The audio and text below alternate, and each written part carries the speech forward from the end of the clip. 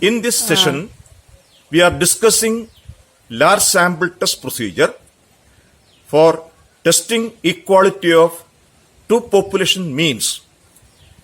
In large samples, we use the normal probability distribution for drawing information. Here, two sample means are compared for their significance of difference. We are discussing a large sample test procedure for testing the equality of two population means. Testing is a problem of accepting or rejecting a null hypothesis using sample information. Here we consider large sample test procedure. That is for drawing decision. We use the property of normal distribution. In this case, our objective is to make a comparison between two populations with respect to their means using information collected from large samples. At first, we consider the notations used in this analysis. Mu1 and mu2, the means of the populations. Sigma 1 square and sigma 2 square are the population variances. They contribute the parameters, statistical constants of the population, usually unknown values. And for testing, we collect information, that is statistical data. What are they? We take two samples, N1 and N2, the sample sizes drawn from the populations with parameters mu1 sigma 1 square and mu2 sigma 2 square. Mu1 and mu2 are the means of the population. Sigma 1 square and sigma 2 square are the variances of the population.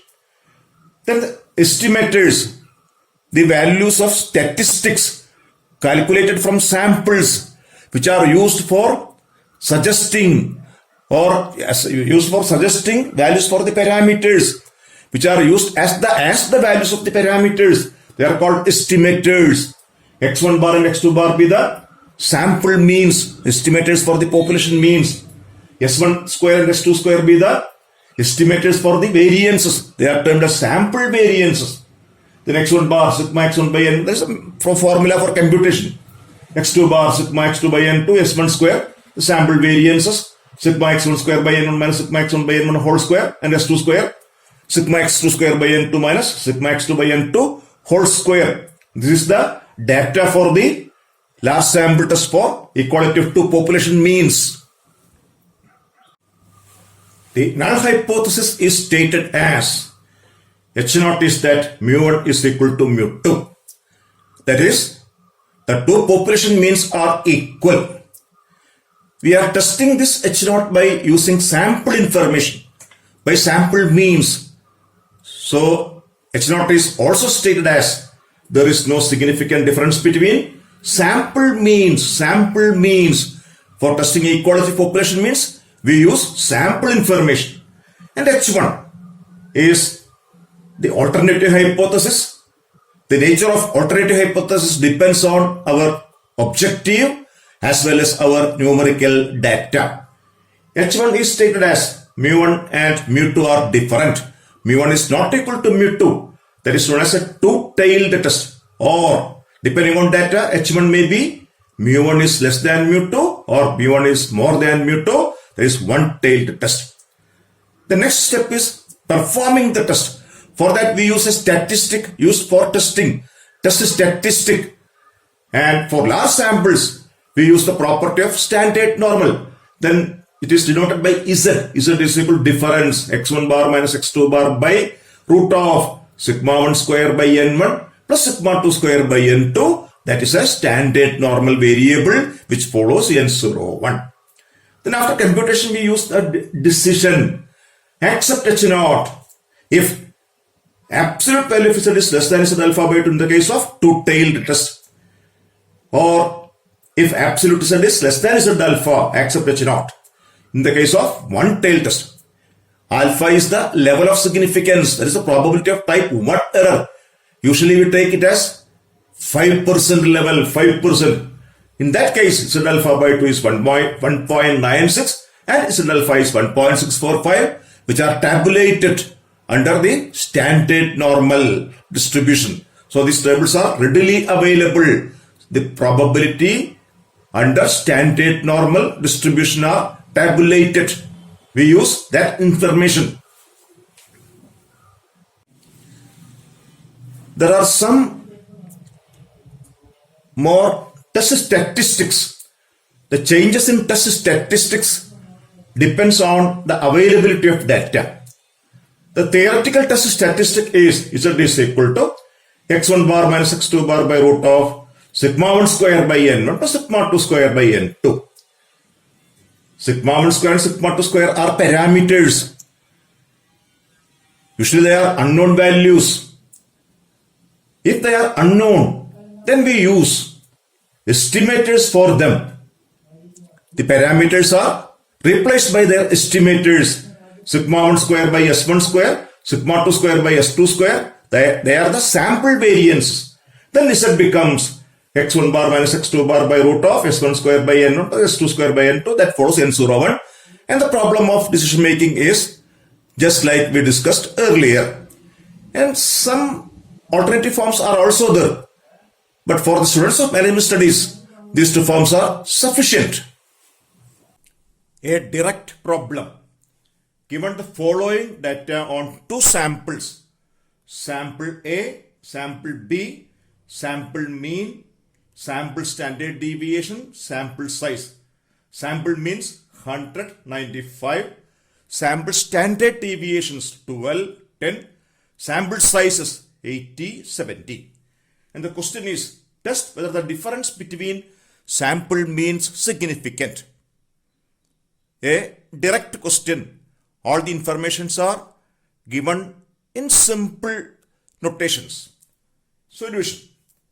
First we state the null hypothesis. Since data is simple and direct, H0, there is no significant difference between sample means. It implies that the two samples are coming from two populations having same mean, or coming from a population having mean mu. Usually we take there is no significant difference between sample means. Therefore H0 is in notations. Mu1 is equal to mu2. The two samples are drawing from two populations with the same mean. And H1, mu1 is not equal to mu2. Since the question is whether there is a significant difference. H0, no, and H1, yes. So that is a two-tailed test. And the informations, N1 is 80, N2 is 70, X1 bar is 100, X2 bar is 95, S1, 12, S2 is 10. Then test statistic, Z is equal to X1 bar minus X2 bar by root of S1 square by N1 plus S2 square by N2. We use this form since sample variances are given. Then on substitution, Z is 100 minus 95 by root of 12 square by 80 plus 10 square by 70. On simplification, that is 2.78, which follows N01. Therefore, we use the normal property. The absolute value of Z is 2.78, which is compared with the critical value, that is at 5% level of significance, 1.96. Therefore, since the calculated value is more than the critical value, we reject H0. It implies we accept H1.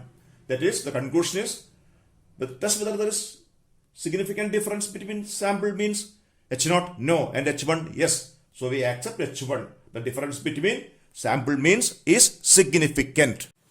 A problem of understanding category. The question is this. In a college entrance examination taken by 2000 students, the average mark scored by 36 randomly selected boys was 72, with a standard deviation of 8, while the average score of 36 girls was 75, with a standard deviation of 10.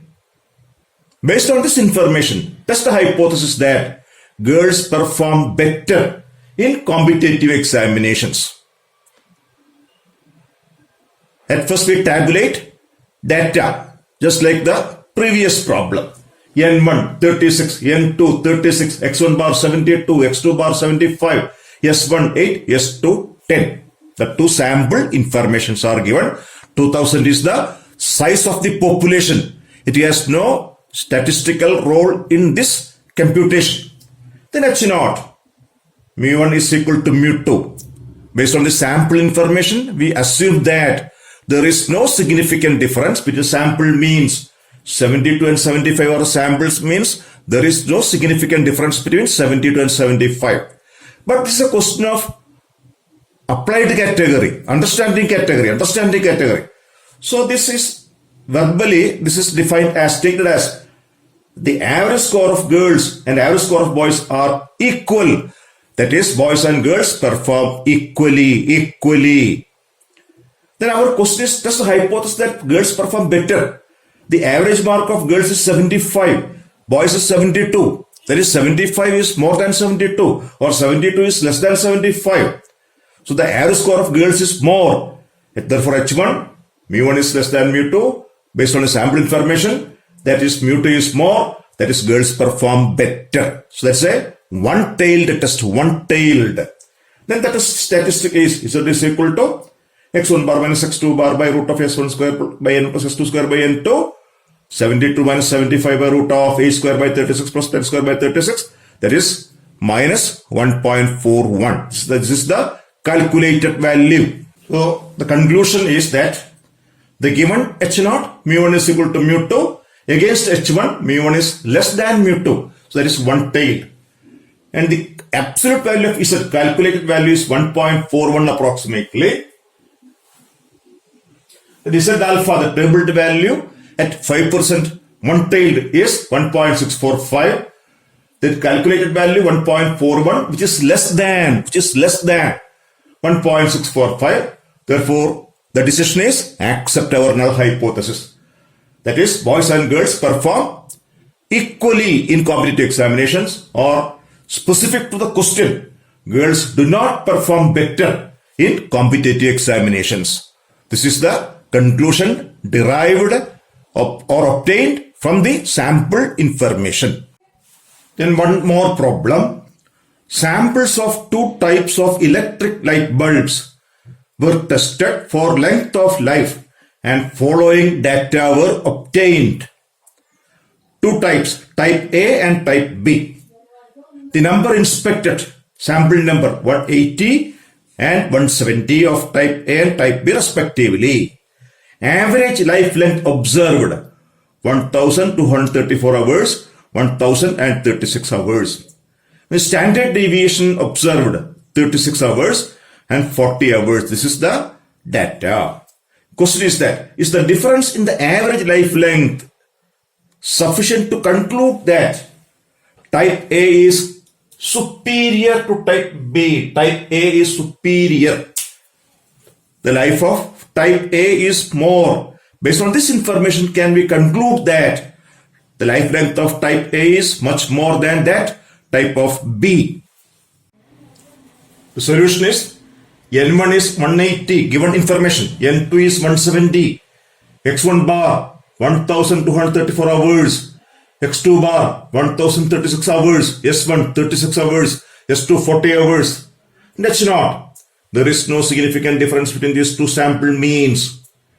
That is, with respect to that specific problem, the average performance of two types are same. H0 is that mu1 is equal to mu2. And H1. Question is about the superiority of type A. Here it is evident. X1 bar is more than, that is, type A is superior to type B, or mu1 is greater than mu2. So it's a one-tailed test. And it, as usual, is a test statistic Z is equal to x1 bar minus x2 bar by root of s1 square by n1 plus s2 square by n2. That is 1234 minus 1036 by root of 36 square by 180 plus 40 square by 170. It is 48.6. The tabled value is 1.645, which is much more than this tabled value. So the difference is highly significant. Therefore, we reject H0, summarily rejected H0. Therefore, I accept H1, that is, type A is superior to type B based on this sample information. With the solutions to 3 problems in large sample equality of population means, we are concluding one more discussion. Now we discussed four types of large sample test. One for single mean, then equality of population means, single proportion, and equality of population proportions. So four types of large sample test procedures are discussed.